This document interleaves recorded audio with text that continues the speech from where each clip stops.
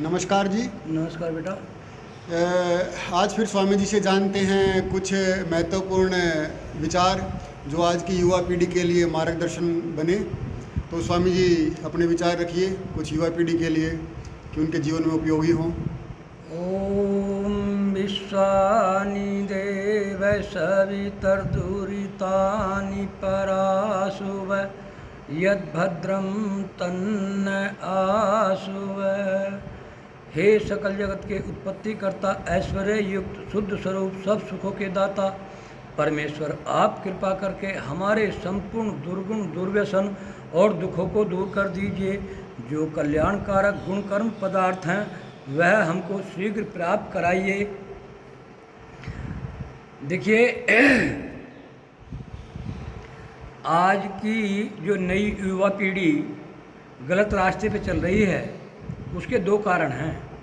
पहला कारण है घर के अभिभावकों की, माता पिता की लापरवाही। लापरवाही क्या है? बच्चों को प्यार में डांटते नहीं, उन्हें ताड़ना नहीं करते।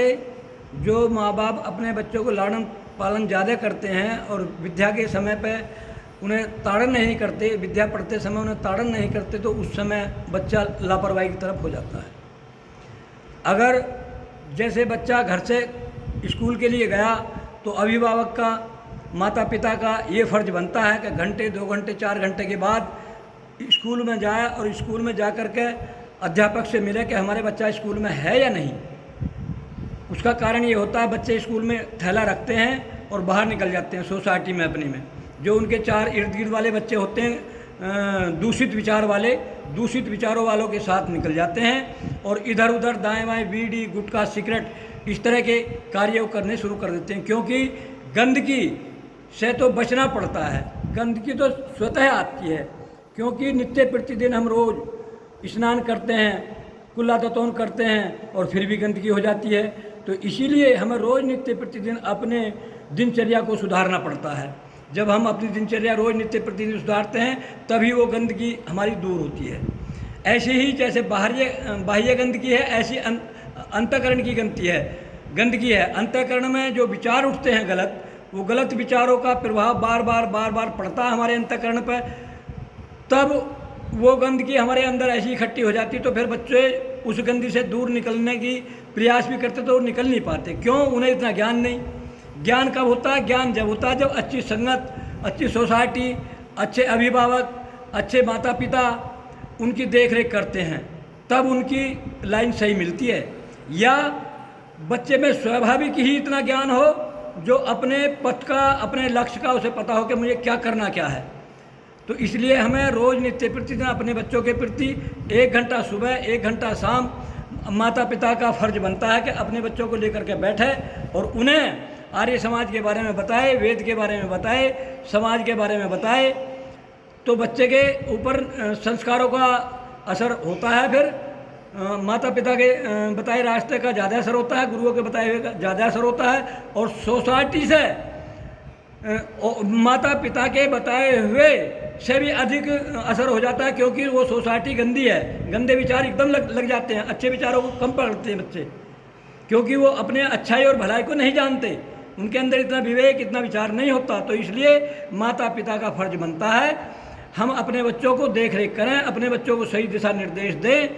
सही दिशा निर्देश देने के साथ साथ मास्टरों से भी ये संकेत करें कि हमारा बच्चा आपकी कस्टडी में है, इसका आपको ध्यान रखना है, आपको ताड़ना देनी है।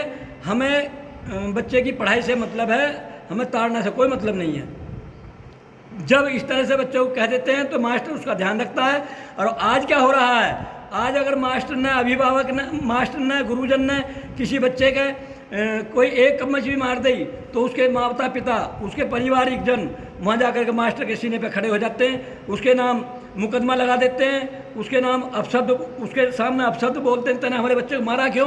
तो इसलिए आजकल ज़्यादा बच्चे बिगड़ते हैं।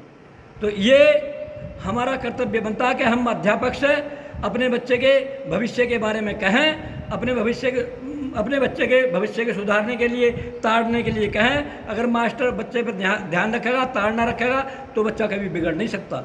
बच्चा जब भी बिगड़ता है माता पिता के कहे से, माता पिता के प्यार से, माता पिता की अनदेखी से बच्चा बिगड़ता है। ओम सभी दर्शकों को हाथ जोड़कर नमस्ते। ओम सम। स्वामी जी के विचारों में अभिभावकों के लिए एक चेतावनी भरा संदेश था ये, कि अपने बच्चों के साथ ज़्यादा लालन पालन ना करें। उनको वो सीखने के लिए है तो उनको किसी न किसी तरीके से लालन पालन भी करें, लेकिन उनको सीखने पे, उनकी यानी कि उनकी केयर करने पे उनका ध्यान ज़्यादा रखें कि भाई वो कहीं गलत संगत में तो नहीं जा रहे हैं। तो आपके उज्जवल भविष्य के लिए शुभकामनाएं। आपका दिन शुभ रहे, आप सुखी रहें।